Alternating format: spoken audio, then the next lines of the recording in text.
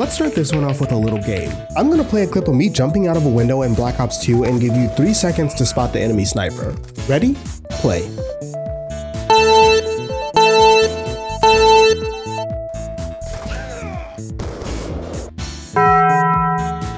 Now, if you've played Black Ops 2, you probably already knew about that spot, but either way, let's run that back in a more modern game of Black Ops 6. That was a lot easier, wasn't it? I'm about to blow the minds of some of our younger audience when I tell you that Sniper Glint hasn't always been a thing. I tried to find the first game to ever include Sniper Glint, and while I couldn't get a 100% definitive answer, the general consensus is that Battlefield 3 introduced the mechanic back in 2011. But either way, it didn't become the standard until fairly recently. Modern Warfare 2019 was the first Call of Duty to have it, and Fortnite didn't add it until Chapter 4, which was only 2 years ago. Before this was the standard, if you turned a corner and there was someone with a silent sniper and ghost laying prone, you basically had to wait for the kill cam to find out where they were. And of course, if they were decent, by the time you got back to their spot, they'd be somewhere slightly different waiting for you. But as games have become more widespread, developers have taken steps to make them more accessible to general audiences. Enter the Sniper Glint, a bright little glare on your screen that can be seen from miles away and essentially tells you, hey, you're about to go back to the lobby if you don't find some cover. At a moment's notice, you're given all the information you need to get yourself out of harm's way and come up with a new strategy. And that's all fine and dandy when you're the one being aimed at, but I've always wondered, is this fair to the person with a sniper too? I mean, snipers are already a skill-based weapon class. Doesn't this add a bit of insult to injury? Well, that's what we're going to discuss in this video. To find our answer, let's look at some of the other ways developers try to balance snipers. We'll see what works and what doesn't for each method and use that knowledge to ultimately answer the question, is the Sniper Glint fair?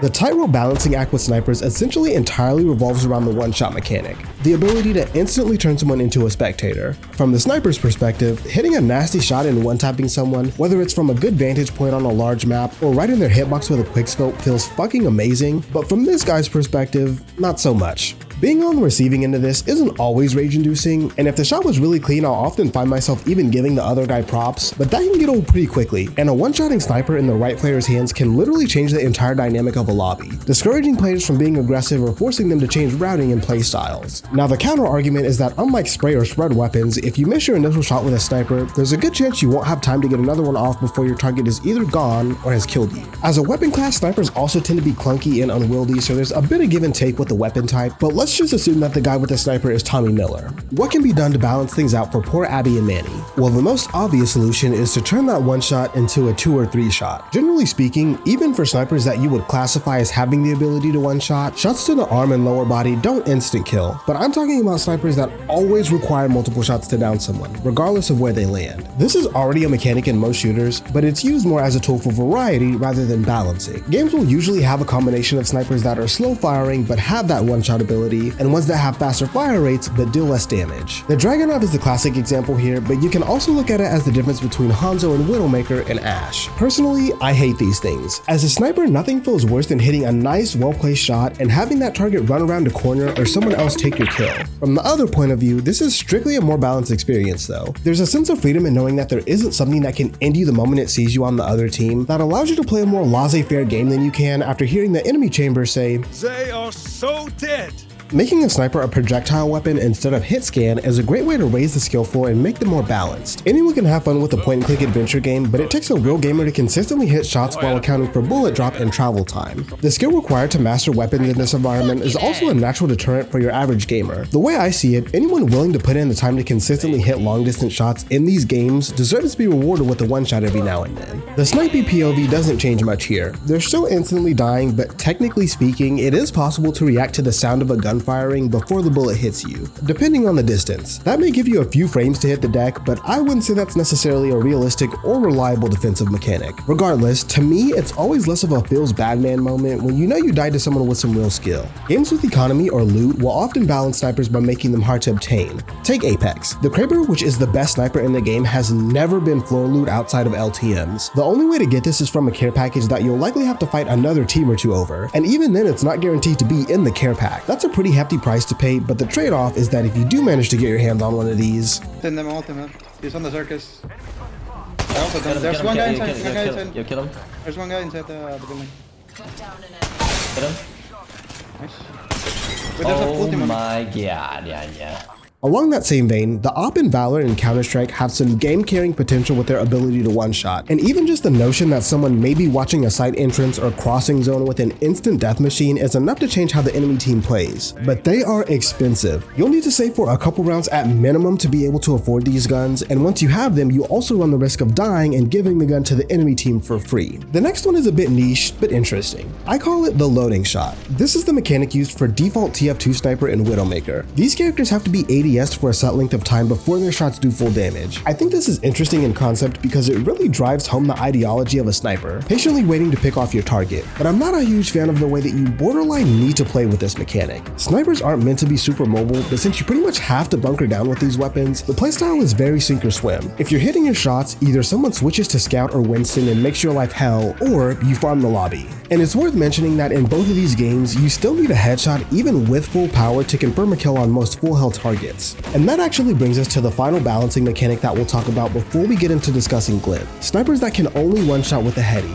This is honestly kind of a subset of the first mechanic, but it's getting its own section because I truly think it's the holy grail of sniper balancing. In most cases, these guns are 2 to 3 shot weapons, but skilled players still have the potential for that coveted one shot if they can place their shots well. It's kind of the best of both worlds. Now that we've identified some of the other ways devs try to balance snipers, let's get into the meat and potatoes of the video, the sniper glint. To start, let's identify its purpose. Because of how dominating snipers can be at long range, where an enemy may not have the ability to contest them, Glint is a mechanic introduced as a way to give players an immediate alert of danger and a chance to reassess accordingly. Comparatively, games that don't have sniper glints can leave players feeling like they've died with nothing they could have done to prevent it. The biggest pro here is on the side of the person being aimed at. A clear warning that you need to take some sort of defensive positioning, whether it be ducking behind cover or zigzagging when you're in an open area, is quite literally life-saving, and a mechanic that has surely saved hundreds of thousands of gamers from being emoted on. On the other side of the coin, the biggest con here lays with the sniper, and it's that Glint gives your positioning away. As much as we like to shit on campers, realistically, this is the ideal playstyle when sniping. Sitting back, watching a high traffic area and picking off targets that run into your line of sight. But in order for this to work effectively, discretion is key. And you know what's not very discreet? A big ass beam of light telling the entire enemy team where you are. But there's a really sneaky positive on the sniper's end too. Depending on the situation, Glint can actually help them. Sure, enemies can see that you're aiming at them, but a bright sniper glint is kinda like a mini flashbang. Aggro enemies that want to contest you rather than be defensive may find that they aren't able to exactly land their shots on you, but with the long range scope, that's not a problem for both parties. Think about it like this, there's a flashlight attachment in Call of Duty that essentially does the same thing as a sniper glint. And on that note, it's worth mentioning that some games have different levels of glint depending on your scope. Of all the things we'll talk about, I think this is probably the most underrated mechanic. On smaller maps where you don't necessarily need that 8x scope, you can swap it out for a 2x or maybe even a red dot to reduce or altogether eliminate your glint. And what's interesting about that is that swapping out a traditional scope for a red dot is balanced by the fact that in a red dot's most effective range, all of the other weapons in theory should have the advantage over the sniper with more maneuverability and forgiving weapon mechanics. But if the sniper can hit those upper body shots even at close ranges, they can still win close quarter engagements.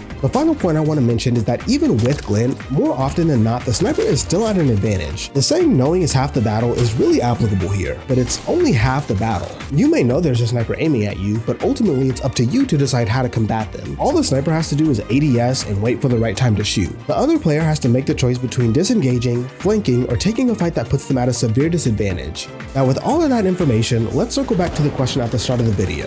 Is the sniper glint balanced? I think yes, with some caveats. I believe that as a general rule of thumb, for snipers that can easily one-shot without needing to hit a heady, glint is a must. It's just not competitive or fun for someone to be able to sit in the back of the map completely concealed and control the entire lobby. I think this is exceptionally true on games with enormous maps. There's already so much to assess in these games, and instantly dying without any type of warning that you're in danger will always suck. Where I think an argument can be made against glint is with snipers that have already been balanced in a way to eliminate or reduce the ease of the one-shot. In particular, snipers that only need to hit multiple shots to kill don't need that extra layer of security in my eyes. Remember, the glint is essentially just a big ass warning to other players. Your first shot is the warning here. If the game has any semblance of decent sound design, you should be able to determine at least a general area of where the sniper is through noise and ballistics. If you're not able to react in time to this information, you likely die more to poor positioning than a gun being unbalanced. Then you have the middle of the pack. Snipers that can still one-shot, but doing so isn't a gimme. games that have harsh bullet drop, or guns that can only one-shot with a heady. These can really go either way in terms of if Glint feels right, and I think it's heavily dependent on the game you're playing. Games that focus more on a realistic approach to combat like Tarkov or PUBG could definitely benefit from Glint, but it would feel out of place. I think in games like this, you subconsciously go in with the mindset that things are going to be a little bit more hardcore than your Call of Duties or Battlefields, and that already has a heavy impact on how you move. Sticking to cover and staying out of areas that have wide open lines of sight is just part of the game here. Gamers that are attracted to this type of experience are generally more accepting of dying while learning the mechanics too.